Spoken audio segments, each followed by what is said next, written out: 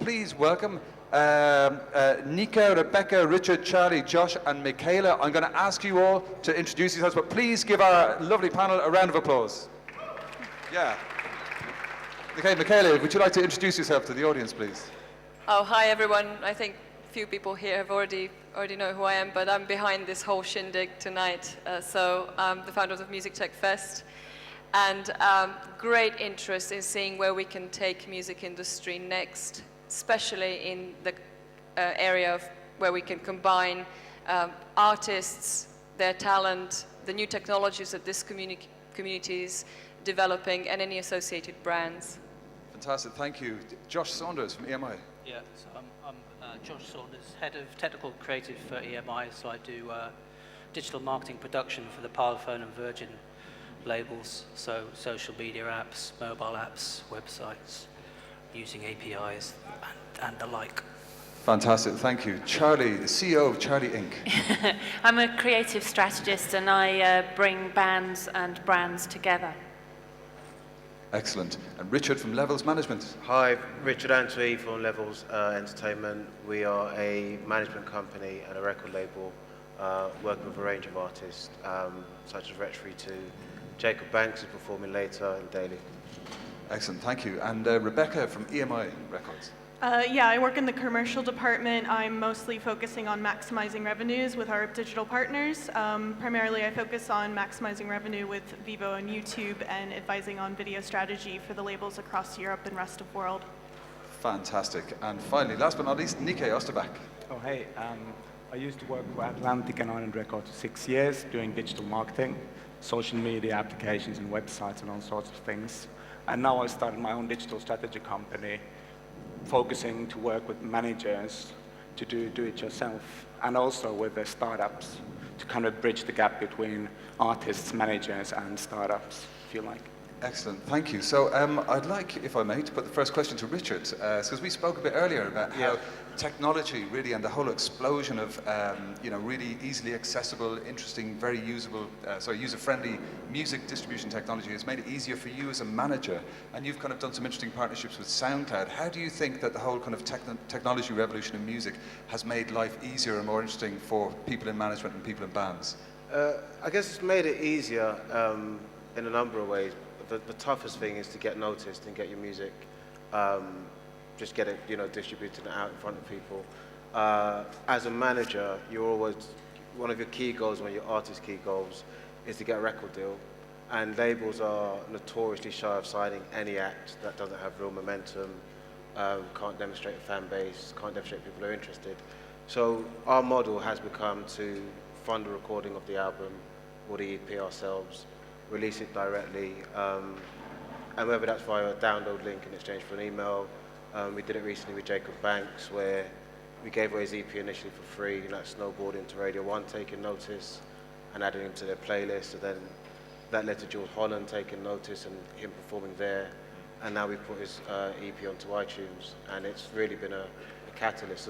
So new technology, it's amazing if you use it in the right way and you have the talent and, I guess, the resources to make it work for you. Fantastic. So by embracing new technology and helping your acts reach the audience using these new platforms, you can have really tangible results, such as a spot on Jules Holland, such as kind of record label interest, etc.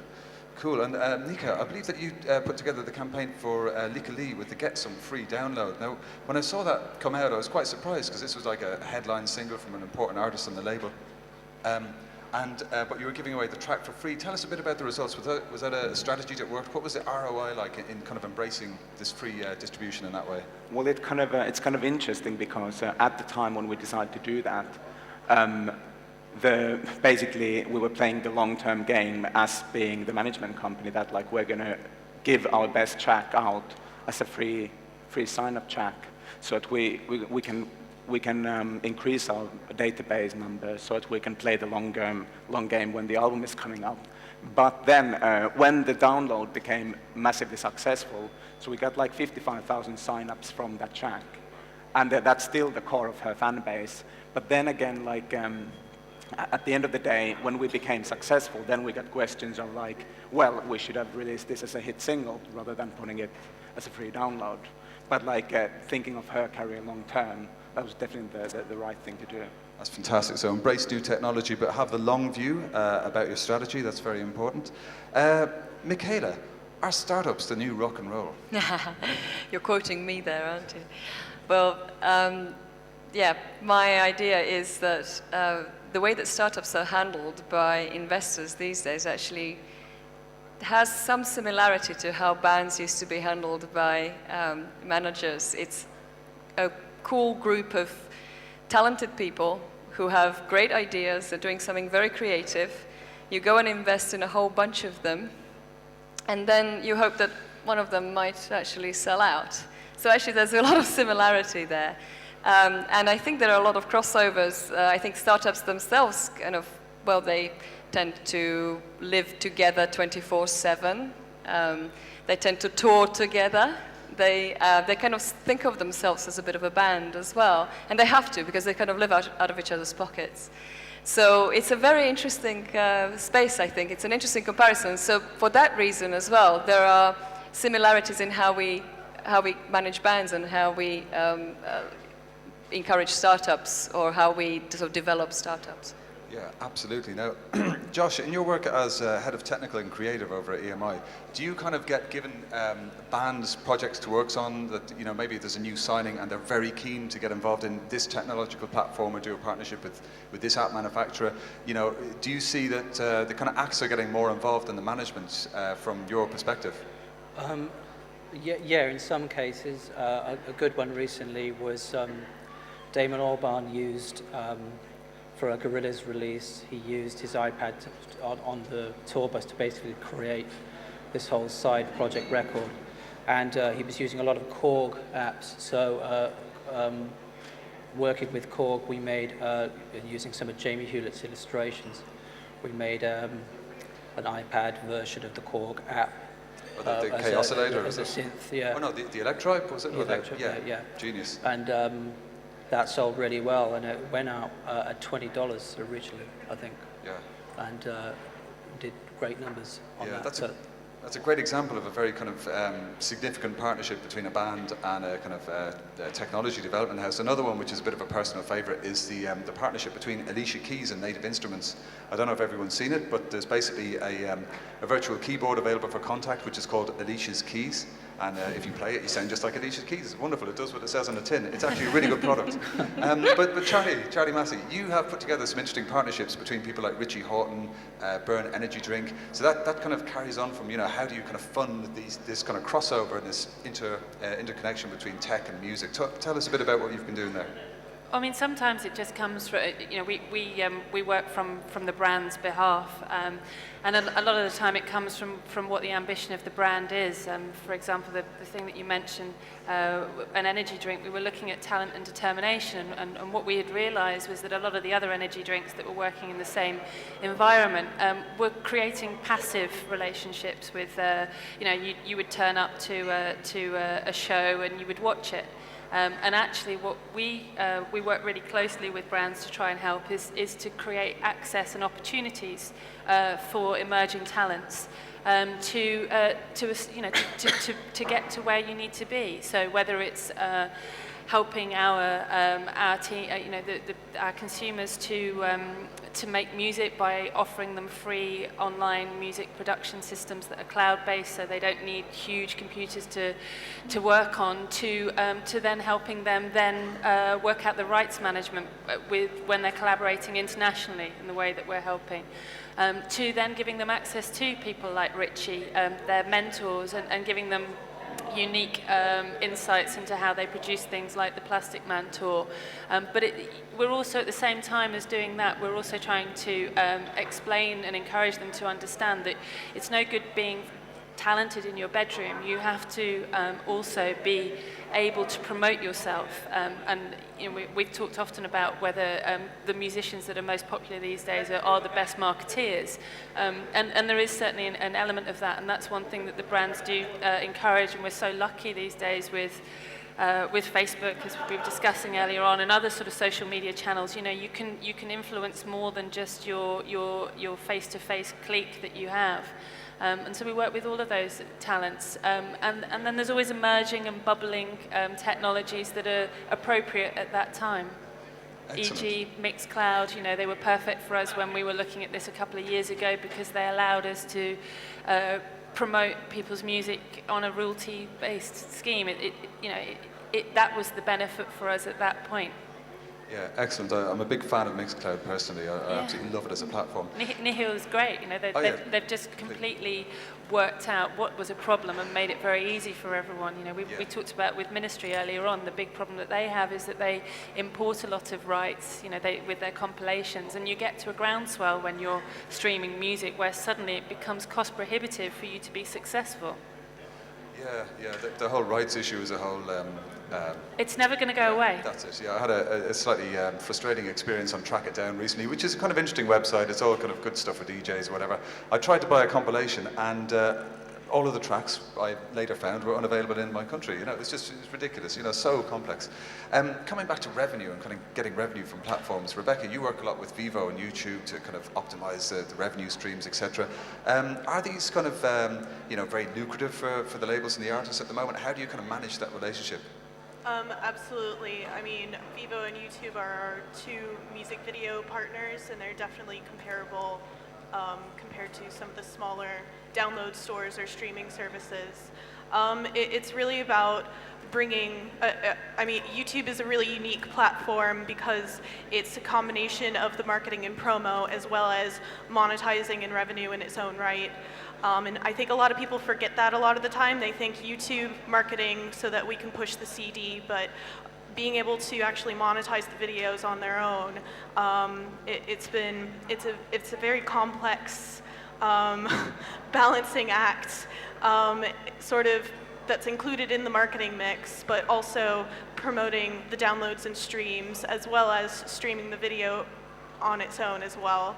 So just sort of working with the labels, trying to get them to put in the correct tags and descriptions and the title, and you'd be surprised how effective that is in terms of boosting the ranking in search results for a video. It's just those kind of simple things that really can be effective, and especially for new artists as well. Yeah, absolutely. Well, one of the first companies to really do metadata properly, I think, was Consolidated Independent, which I think is, I noticed on your CV, is it? Or? Yeah. Yes, yeah. Yeah, I worked there. Great company, yeah. Fantastic. But, you know, on the other hand, these technology companies are being very open. They're generating money for the labels. They're cooperating. But, you know, are any kind of still acting as gatekeepers? We had Google launch its new music platform this week, which is quite an interesting development. Michela, what's your kind of opinion on the gatekeepers of technology and their relationship with the world of music? Well, I find it really interesting. I mean, I'm interested in things that are obviously a bit more open because I represent a community that are interested in getting their hands on things. So basically things that are normally protected. So we have a few surprises for the hackers tomorrow morning, for instance, on that front, because we have managed to obtain stems from some major bands for them to hack with over the weekend and do whatever they want with. And this is, I believe, a first. So I encourage that approach, and I find it very interesting that from our community point of view, when we were evolving in, say, like in the 90s, Apple was the outsider, and we were very much fans of Apple. And the interesting thing that has happened, nobody wanted to touch Microsoft, and yet what happened recently is that Microsoft opened the Kinect platform to developers, and suddenly Microsoft has become the brand of choice for the alternative crowd. Something that I never expected, and if you'd asked me in the 90s, I would have said, never, this is never going to happen. So I think when a large technology brand shows that they are willing to open the gates, they get a huge following, and they enable really great things to happen. So I'm all for that approach. Absolutely, and Nikke, you put together this great kind of partnership between Viclone and Ed Sheeran recently. Can you tell us a bit about that and other projects you've been working on in that field? The Viclone partnership came from meeting up with the guys from Viclone and then trying to find a suitable act to launch kind of a fan engagement campaign. And this was for Ed Sheeran actually, and for his single "Give Me Love." What I wanted to do is do the video as the official music video. So actually source content using Viclone.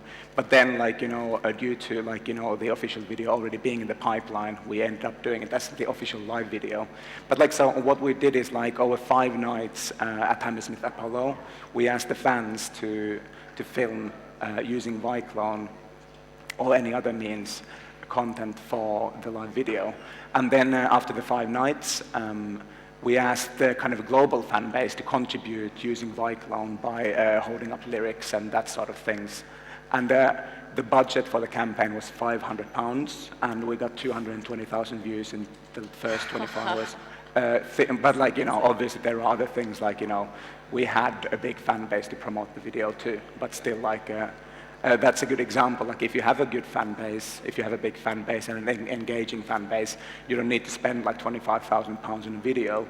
You can spend £1,000, which is do it yourself almost. That's an outstanding result. But Ed Sheeran has always had that very kind of close relationship with his fans via digital channels. I think he's always kind of done it really well, or the team behind him have always done it really well. Like, he, in my opinion, like, he didn't need a label, but still he decided to sign with Atlantic Records. Yeah. And the benefits, I think, for him is that, like, he's had the global channels from Warner Music being like a global priority for the label. Yeah. So it has definitely worked for his career, thinking from a global point of view. But then from the point of view of, like, owning his own masters and being like master of his own, destiny, like, then I think he made a decision there. Yeah. And it's really paid off for him. Yeah, excellent. That's an awesome result. £500. Wow. Richard, in your opinion, what problem do you think tech companies are addressing? I mean, you spoke about using SoundCloud to kind of get the music out there. Are there other kind of roadblocks within the music industry or within the landscape of the music business that certain tech companies help get through? I guess that the major one, I used to be a music lawyer, and by the time I joined the industry, the money had dried up. It was harder to find clients, etc. So it's kind of a generation of music lawyers who used to go out and find acts themselves, develop acts in some cases, and then broker record deals, etc. And that's very much how I came, or that's how I came through. And MySpace was my best friend. It was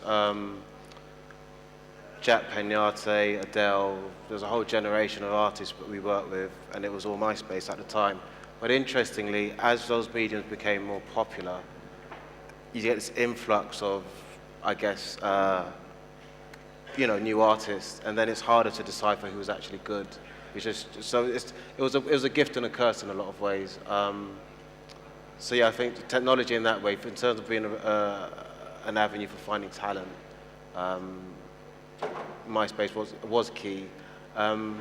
Now it's YouTube very much. People always look, check YouTube numbers. SoundCloud's very much risen in prominence. Well, I guess a problem I'd love to see addressed in some way or dealt with is, as an independent label, radio's key. Radio still carries the biggest sway in terms of selling records. But there are only a few big major networks in the country. Those decisions are made by a few people. And we've been fortunate. I believe if you make good music, it speaks to people. People understand it, and they'll like it. And we've had a great run. But I see lots of talent that doesn't get any shine, doesn't break through. And I love to see technology address that and deal with that in some way. That's a really good point. So kind of technology to bring attention to new bands that are trying to break through. Yeah. I mean, that's an interesting point. There is a lot of noise. There's a lot of people making music. You can, anyone here can record a piece of music on GarageBand, get it on YouTube, promote it, etc. How do we find out where the kind of new cool music is? What are the interesting technology filters that we're all kind of coming across to help promote good new music? That question too, Josh. I don't think anyone's quite licked it yet. I think there's some interesting moves. Discover, I believe they're an Australian startup spelled VR. They've got quite a nice, it's actually something we did a couple of years ago, like a node garden interface where one thing opens and leads to another. That was using the Last FM API. But you select an artist and then it gets affinities with the community, and then you can basically, it's like a trajectory of, it's hard to describe, but check it out if you haven't already. Discover VR. And Last FM, I suppose, was one of the first of the startups that really got in there. I suppose with them, they came up with an API where people worked out how to monetize it better than they did, which I think is, I suppose, which is what which other companies are now looking at, and I suppose working out better with their APIs. Yeah. Absolutely. I mean, there's a bit of a question there about, what the record labels are doing with APIs. They are traditionally, walled gardens of content by their nature because of the rights, etc. Are we starting to see more flexibility in terms of labels opening up APIs or releasing content to app developers in this field? Michela, have you seen? Well, I believe OpenEMI, is OpenEMI here? OpenEMI was here first last year. So that was the first of the big labels that. So that's a partnership that we did with Econest, and Econest provide the fundamental kind of Swiss Army knife technology, but there's a deal framework around it. The flagship product for that at the minute is probably Bluna app, made by a company called Groovebug in Chicago, which is a subscription-based app for discovering jazz, and that was made using the OpenEMI framework, which is you sign up, you get a key. The sandboxes that we have include things like Gorillas and Professor Green and Tiny Temper, and it's not all just music. So that's definitely, it's the long game. So we have to with this stuff, but there's some really interesting stuff coming out of it. Yeah, that's some really interesting kind of innovation coming from EMI there. Rebecca, do you think that if a major label is kind of more openly and publicly embracing new technology and open APIs and stuff like this, will that make it the more attractive to bands who want to sign? The fact that these labels do have the kind of fingers in all these different technology pies, to use a terrible metaphor. Do you think that is a consideration for bands who want to sign to labels? How much they're pushing their stuff on YouTube, on Vivo? Is there that kind of awareness of the new technology yet? I think artists and bands are still really nostalgic about getting signed to a major label, so I don't think that really has a huge impact. I mean, I know that our last few new signings in the UK, like Gabrielle Aplin and Connor Maynard, they were both YouTube artists before they were signed. They built up their fan base on YouTube, and so when they first signed with EMI, we had a very careful plan of moving them over to Vivo, because that's really the cream of where they are basically rise as stars. Vivo is a much more clear premium music video platform in order to get them more exposure, not just on YouTube or on Vivo, but across Europe and the world, really, giving them that, I guess, breaking through the noise, really, on YouTube. Yeah, absolutely. That's a good point. And Charlie, through your work kind of hooking up labels and artists and DJs and brands, do you think that there's a significant role for brand partnerships in the kind of new music industry to help cut across the noise of the kind of, the floor level of noise in terms of publicity? Can a brand kind of take an act and really push it through using new technology?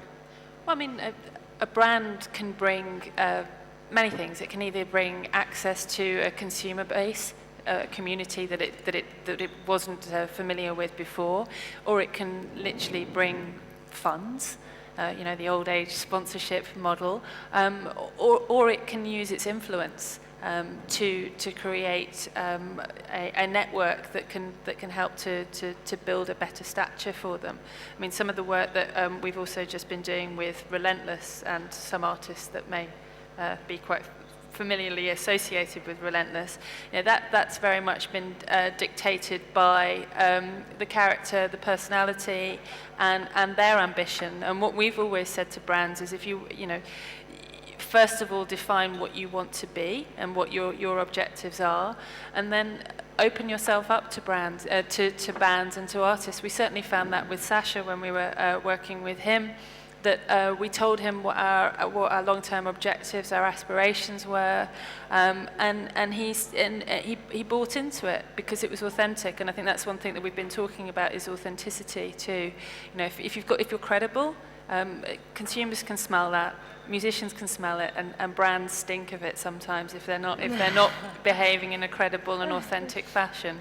And he bought into it and released the stems to one of his tracks, and we used it for a remix competition, and it was a great way for people to get hands on toys that they wouldn't normally get. So I think for bands it's great, but also it opens up an opportunity that some money can't buy. It's access, isn't it? If I can latch onto this, it's interesting because Daft Punk were doing an interview on the BBC Six Music, and while I was sort of dealing with legal things with Universal today to clear Jamie Cullum for tomorrow or something like that, sort of in a day, I was listening to it in the background, and they were saying how interesting it is that they went sort of retro, as I would call it, they didn't use that word, because they felt that with this layers and layers of production and technology, that the personality of the artist is sort of buried underneath those layers. And I thought it was a very interesting quote from them, and I think it's probably raises some questions in this space as well. I don't know if... I think absolutely. I mean, the tendency to overproduce a record or to kind of layer stuff with technology and throw stuff in, I guess that's like age-old production problem. But it is interesting listening to what Daft Punk have done, listening to what Pharrell's doing. A lot of people are stripping tracks back and making things simpler in terms of what they bring to the production. I think if you look historically, there was a moment where, synthesizers came in, laptops came in, computers came in, and everyone went a bit production crazy. But particularly if you've been listening to hip-hop in the last 5 years, if you listen to what Drake's been doing, The Weeknd's been doing, all those guys, minimal stripped-back production, and in its own way, it's cutting through. Yeah. I mean, I don't know what you feel, but often with adopting technologies, there's a groundswell, everyone rushes, and then you feel the tide comes out, and what's significant and useful remains. Absolutely. Everything else you forget about. There's a great quote from Brian Eno recently. Happy 65th birthday, Brian, from all of us. He said, "Isn't it interesting that in the second decade of the 21st century, much of the most interesting music has been made on analog instruments?" Which kind of comes back to your point, it is going to strip down. It's Daft Punk have literally said about their new album, they didn't want it to be made on laptops. They've never gone that way. They'll have an SB1200 and the old school stuff. But that's what we found with Audio Tool. That was what everybody loved about it, was that they had access to analog equipment in a digital environment. Yeah. They wanted that analog sound. But I would also add to that. Sorry, jump into your question again. But something that we encourage the hackers to do here is make instruments with anything they can find. And something that I'm going to throw big words at it now, but I'm into democratization of music in the sense that I don't want to be relying on having rich parents who can buy me a piano. If I'm creative enough, if I'm a kid who's creative enough these days, I can get my hands on some sensors, I can get my hands on some transducers, whatever. I mean, it's all terribly, terribly cheap stuff. Pick up any old thing and just make an instrument out of it. Now, this is something that's now available to everyone, and it can be very lo-fi, it can be very low-tech, but it can be extremely creative. So I think we have a space that can open up now to all these kids out there, as long as they have a little bit of know-how about how to put, a bit of circuit bending, a bit of tinkering, and well, let's see what happens this weekend anyway. I think we're going to see a few examples of that. Excellent. One of many things that impressed me about Brian Eno is apparently his main studio instrument for like a decade or something was a Yamaha DX7 keyboard. He just knew how to use it so well, he could make it sing. So I love that approach. But with groundbreaking artists like Eno, releasing the really successful iPhone apps, and Bjork releasing her album as a series of apps. Nikke, what do you think? Is there now a very definite role for interactivity in music releases, or is it kind of developing in tandem with the traditional music business of albums, etc.? Well, I guess the whole question is, if you're an artist, what's your product? Is your product a live experience? Are you selling music? Are you selling apps? So, OK Go are more famous for their music videos than their music. So are they more Alex, what's his name, has a highly successful YouTube channel, which he lives from. So it's it depends what's your product. And with Brian Eno, what he did with the app is exactly an extension of what he's been doing like for the last 30 years. So that fits perfectly.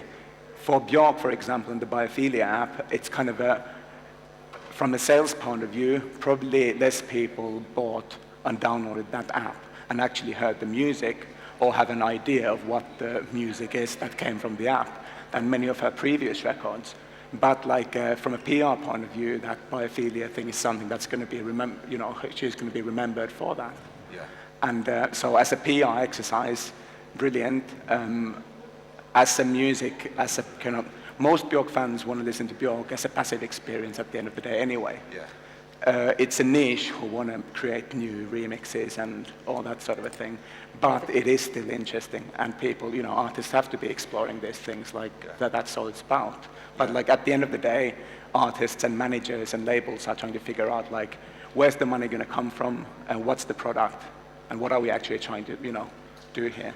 Yeah, yeah, good point. Absolutely. With Björk, it was not really with any label involvement. It was Björk working with Scott Snippy Studios, and as Nikke has alluded to, the sales figures are somewhat elusive to Biophilia, even though as a body of work is incredibly impressive and obviously fits the DNA of the concept that Björk had. But that's why it didn't really kickstart anything. I'd like to think that it will eventually, but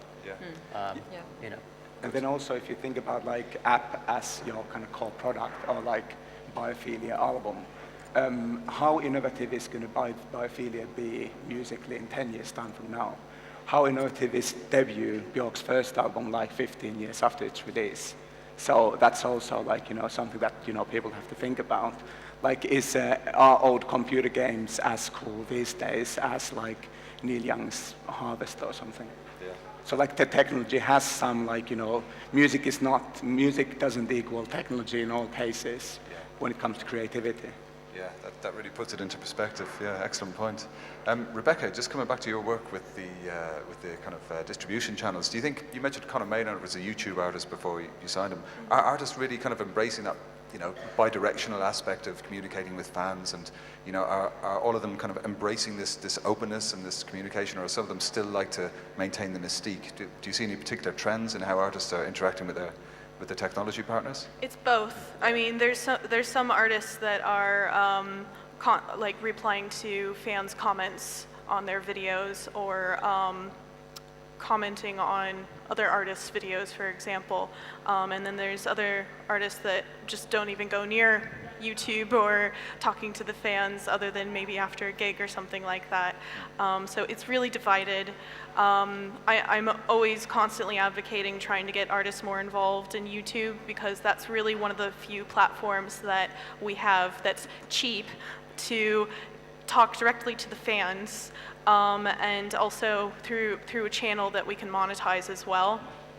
Yeah, excellent. I've just noticed the clock is kind of veering up towards just being a little bit after 9. So down to our last kind of questions. Would each of you like to name a favorite app or a favorite moment in music and technology of recent years, starting with your good self, Nikke? Well, that's a tough one. Biophilia is a good example from a PR point of view. Yeah. So music is marketing. Like, if you don't do good marketing, you're not going to be successful with your music. Yeah. So it is a good example. Excellent. Lovely. Cheers. Rebecca? Gosh, when Spotify launched, it's still, when Spotify launched, I got a beta invite at the end of 2008 before it actually launched, and first time I opened it, it was the feeling that I got when I was 16 and I downloaded Napster in 1999, so that still is a benchmark for me. Awesome, yeah, agreed. For me, I think it'll be Algorithm's DJ app. I swear by it. It's perfect for flights. I listen to all the demos. I guess with iTunes and Spotify, you can't actually play with the music. In that app, particularly on the iPad, I can get into the levels, EQ in it. I think it's just a perfect way to interact with a song. Yeah, definitely. It's fantastic. Yeah, it's great. Charlie? I think for its continual persistence, I think the way that Shazam has evolved, and we talk about quality and finding music, but trust your ears, you know, and okay, the music has to be playing for you to be able to hear it, but just watching, you know, my dad, like, I like this, suddenly he knows where to see, you know, you can go and see a band, and I just love the way it's completely connected up and made it much easier for you to do that, to see things live. Yeah.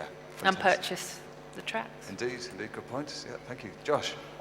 Mobile at gigs is, I think, going to be the main one to watch going forward. So recently with Swedish House Mafia, it's a technology, Sonic Notifier, which is what I call the dog whistle technology. It was essentially inaudible to human ear signal in the main track. So at the stadium in LA, they notified when people to hold their phones up, and when they did, the phones heard the inaudible signal and then played the video.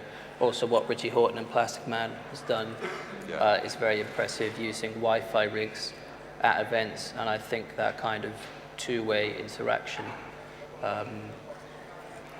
with fans with using smartphones at gigs is going to be really important. Yeah, good point. And finally, Michela. Well, the most jaw-dropping experience last week on hearing Jamie Cullum play the new Seaboard instrument, which the audiences here will see tomorrow afternoon. And the reason being that it opened up other areas of his talent that we're not usually exposed to. That means that it's not like they're not there. Clearly, these artists are phenomenal on all sorts of levels.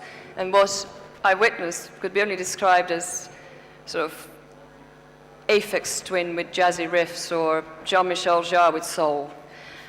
And there are little clips and bits, you will be able to see it tomorrow, but when someone develops a new interface to something that is effectively kind of another version of a synth, but because of its surface, because of the different way that the artist interfaces with it, it starts creating, well, it basically evolves the artist's creativity, and this is the junction of creativity and technology that I really love to see.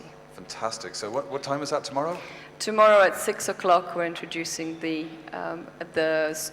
video that's been filmed by Riff Raff Films, and there will be a live performance on the instrument as well. Fantastic. So I hope some of you are going to join us here tomorrow at 6 o'clock. In the meantime, please put your hands together for our fantastic panel of experts. Thank you. Do you want to take a couple of questions, or we're running out of time? Sorry? Do you want to take a couple of questions? Oh, have we got time? Well, we are a little bit out of time, but fantastic. we have a couple of quick questions if someone's we have time for some quick trying questions. to answer something. As, Would I can anyone see like a to few familiar faces? address this amazing panel of expertise that we have up here? Any questions from the audience? Anything at all? Yeah, over there. You want to get it?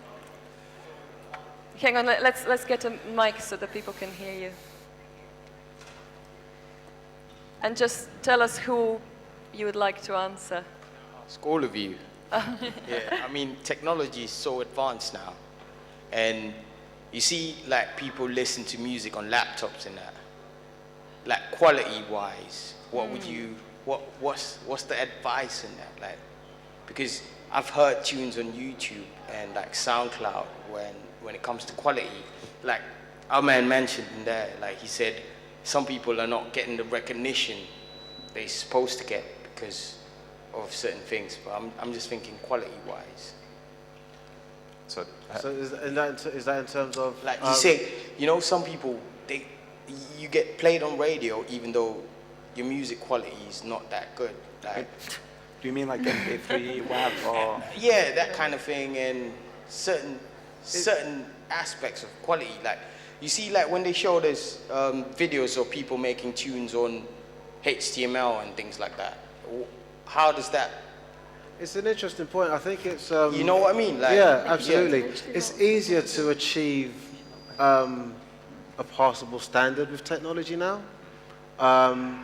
And it's interesting, you work with artists, and you know, I'm mixing an album with a particular artist at the moment, and he's obsessing about the snares and, you know, those things, the like, levels and the strings, and of course, it's taken a week to mix a record, and I'm thinking to myself, when that's compressed on YouTube, nobody's Nothing. going to hear There's any of nothing it. there. Yeah, it's, You it can't, has like, changed. when you play it off It's the changed. laptop, you can't hear Absolutely. anything. Yeah. I mean, you can hear like the basic sounds, but Yeah. most of it. So how does that blend into all of this? Like marketing sound, would you just put music on YouTube in a lower quality just because? Well, like for example, like tracks used to be mastered for vinyl and CD Exactly, separately, yeah. but then they kind of stopped mastering for vinyl.